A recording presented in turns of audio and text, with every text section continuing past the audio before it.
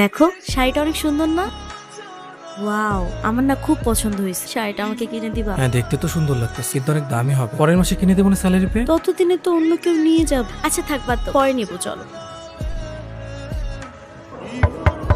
জি ভাই, এই শাড়িটার দাম কত? ৮,০০০ টাকা আছে। ভাই একটা কথা বলি। জি বলেন। ভাই শাড়িটা আমার বউয়ের খুব পছন্দ হয়েছে, আমি আপনাকে 1200 টাকা দেই, আপনি শাড়িটা না বিক্রি করেন, আমি কিছুদিন পরে সেই শাড়িটা নিয়ে যাবো। দেন, সমস্যা নাই। তুমি এত সকালে কোথায় যাচ্ছ? অফিসে যাচ্ছি, অফিস থেকে আসতে লেট হবে, তুমি কিছু খেয়ে নিও। গেলাম। হ্যাঁ,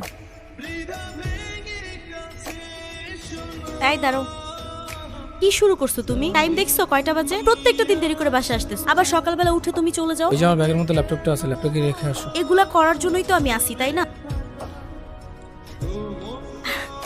এটা কোত্থেকে আসলো? কিনে আনছি, কই থেকে আসবে আবার? এটা তো এতটা দরকার ছিল না, আমরা অন্য একটা নিয়ে নিতাম। তোমার এটা ভালো লেগেছে, তোমার যেটা ভালো লাগে সেটা তো নিতেই হবে, তাই না? তুমি কি পাগল বলো তো? হ্যাঁ, তোমার ভালোবাসা। মিথ্যুক।